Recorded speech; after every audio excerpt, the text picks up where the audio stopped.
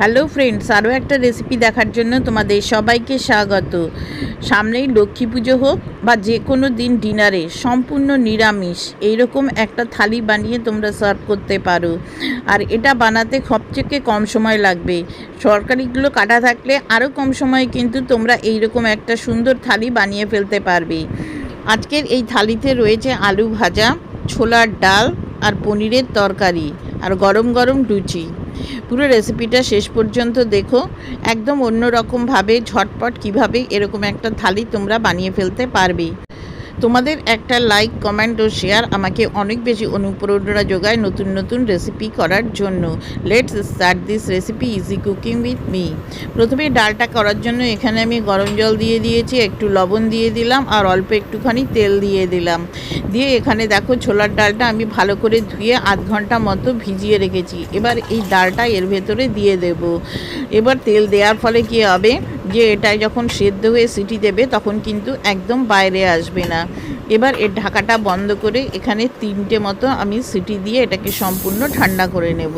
ততক্ষণে একটা মশলা বানিয়ে নেব। এখানে 1 চামচ ধনে নিয়েছি, 1 চামচ জিরে, 3টে শুকনো লঙ্কা, 2 টুকরো দারচিনি, 10-12টা গোলমরিচ, আর এখানে দুটো দেখো যে জয়িত্রী আছে, সেই জয়িত্রীর ফুল যেটা আছে তার 2টো পাপড়ি আর 5টা ছোটো এলাচ। এই সবগুলো এই কড়াইয়ের ভেতর দিয়ে 1 থেকে 1.5 মিনিট মতো হালকা করে এটাকে ভেজে নিতে হবে। কালারটা চেঞ্জ করার দরকার নেই, শুধু একটুখানি হালকা করে ভেজে যখন একটা গন্ধ বেরোতে শুরু করবে তখন এটাকে নামিয়ে নিতে হবে। দেখো ঠিক এরকম হয়েছে। নিয়ে একটা প্লেটে রেখে এটাকে সম্পূর্ণ ঠান্ডা করে নিতে হবে। যখন এটা সম্পূর্ণ ঠান্ডা হয়ে যাবে তখন দেখো 11 এই মিক্সার গ্রাইন্ডারটা আমি ব্যবহার করি। প্রথমে এর ভেতরে শুকনো লঙ্কাগুলো দিয়ে দিলাম আর বাকি যে মশলাগুলো আছে সেই মশলাগুলো দিয়ে দেব। দিয়ে এটা কিন্তু একদমই কম সময় লাগে, 1 মিনিট মতো লাগবে। দেখো এই পুরোটা কিন্তু একটু পজ করে করে এটাকে গুঁড়ো করে নিতে হবে। দেখো ঠিক এরকম। এই মশলাটা তোমরা যে কোনো নিরামিষ রান্নাতে ব্যবহার করতে পারবে। এবারে পনিরের জন্য একটা মশলা বানিয়ে নিচ্ছি। 1 টেবিল চামচ মতো কাজু বাদাম দিয়ে দিলাম, 1 চামচ মতো পোস্ত দিয়ে দিচ্ছি। দিয়ে প্রথমে এটাকে শুকনো একটু ভালো করে গুঁড়ো করে নিতে হবে। যখন এরকম একটা মসৃণ এরকম গুঁড়ো হয়ে যাবে তখন এর ভেতরে একটা টমেটো এখানে দিয়ে একটুখানি জল দিয়ে এটাকে একটা স্মুথ পেস্ট বানিয়ে একটা সাইডে রেখে দেব। এবারে পনিরে বানানোতে আসা যাক, কীভাবে পনিরটা বানিয়েছি। একটা কড়াইয়ে প্রথমে এখানে 2 থেকে 3 চামচ মতো সাদা তেল দিয়ে দিলাম আর দিয়ে দিচ্ছি 1 চামচ মতো ঘি।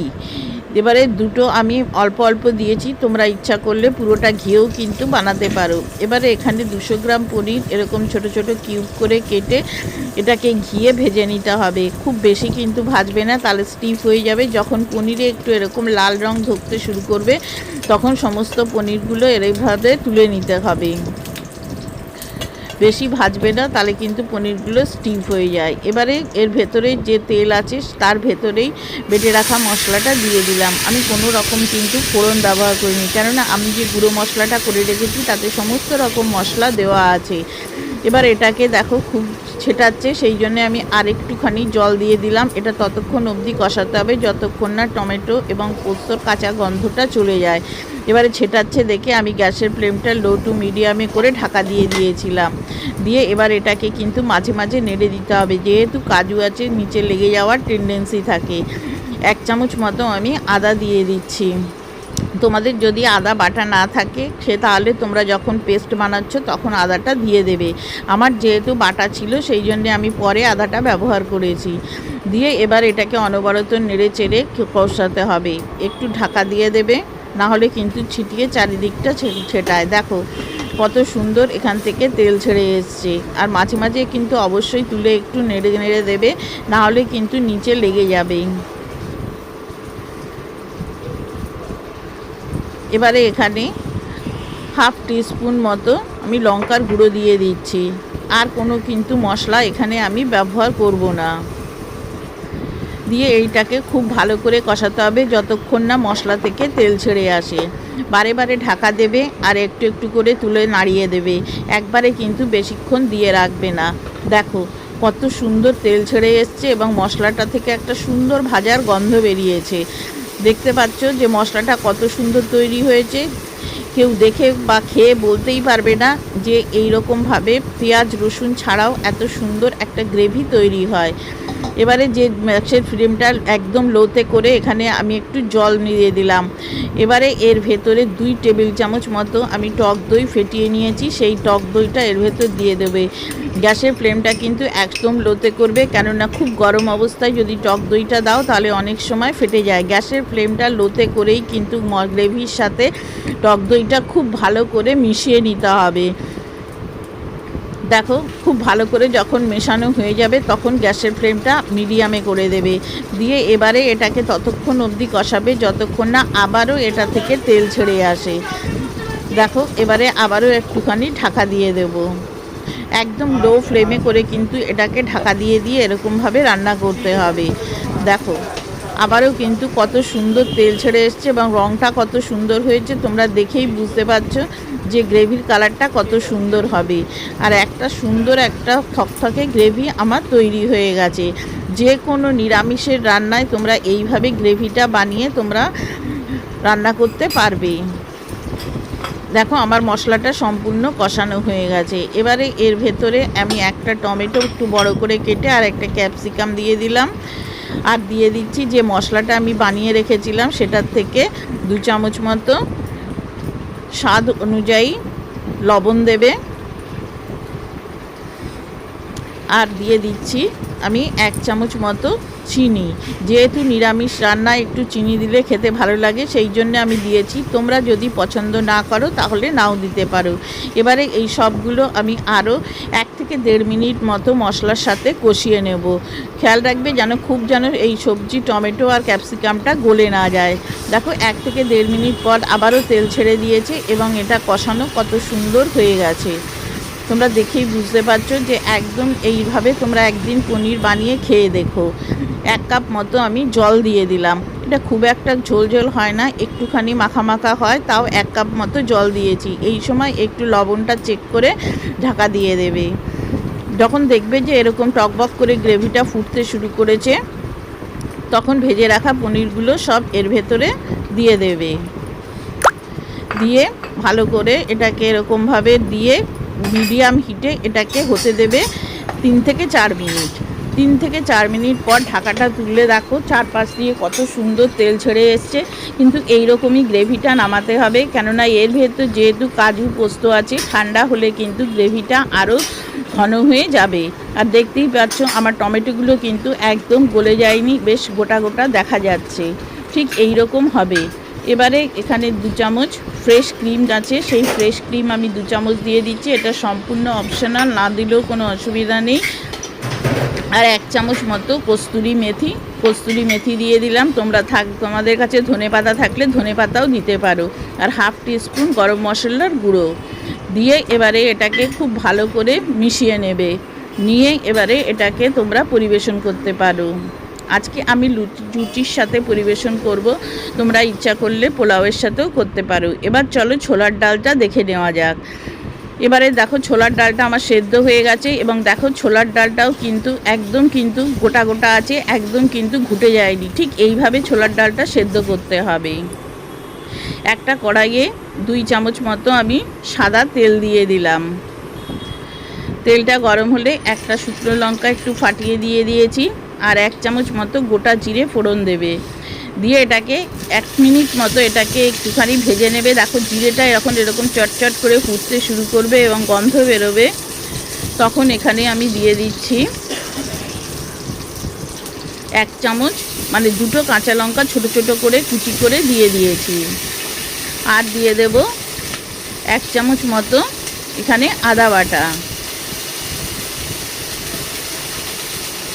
আদা বাটাটা একটু বেশি দেবে, কেননা একটুখানি এটা আদা বাটা বেশি দিলে খেতে ভালো হয়, যেহেতু নিরামিষ রান্না। এবারে একটুখানি যখন ভাজা ভাজা হয়ে আসবে তখন একটুখানি 1 চিমটি মতো হিং দিয়ে দেবে। যদি তোমরা পছন্দ না করো হিঙের ফ্লেভার তাহলে অ্যাভয়েড করতে পারো। দিয়ে নাড়াচাড়া করে নিয়ে এর ভেতরে দিয়ে দিচ্ছি একটা ছোট করে কুচি কুচি করে রাখা টমেটো। এবার টমেটোটাকে দিয়েও এটাকে খুব ভালো করে কষিয়ে নিতে হবে। টমেটোটা যাতে নরম হয়ে যায় আমি 1 চিমটে মতো লবণ দিয়ে দিচ্ছি। দিয়ে এবারে টমেটোটা নরম হওয়া অবধি অপেক্ষা করতে হবে। দেখো টমেটোটা কিন্তু নরম হয়নি, সেই জন্য আমি একটুখানি জল দিয়ে দিলাম। দিয়ে টমেটোটাকে কষানো অবধি এটাকে অপেক্ষা করতে হবে। কিছুক্ষণ পর দেখতে পাবে যে টমেটোটা এরকম খুন্তি দিয়ে চেপে চেপে দিলে দেখো টমেটোটা একদম মিশে গেছে। এবারে আরও একটুখানি আমি জল দিয়ে দিচ্ছি। দিয়ে এবারে এর ভেতরে দিয়ে দিচ্ছি 1/4 টিস্পুন মতো প্রথমে হলুদের গুঁড়ো, আর যে ভাজা মশলাটা আমি রোড়ে রেখেছিলাম সেখান থেকে 1.5 চামচ মতো ভাজা মশলা দিয়ে দিলাম। এই ভাজা মশলার ভেতরে যেহেতু সব মশলা আছে তাই জন্য আমি দুটো রেসিপিতেই এইটা ব্যবহার করেছি। আর দিয়ে দিচ্ছি 1 চামচ মতো জিরে গুঁড়ো আর 1 চামচ কাশ্মীরি লাল লঙ্কার গুঁড়ো দিয়ে এবারে এটাকে খুব ভালো করে মশলাটাকে একটু কষিয়ে নিতে হবে।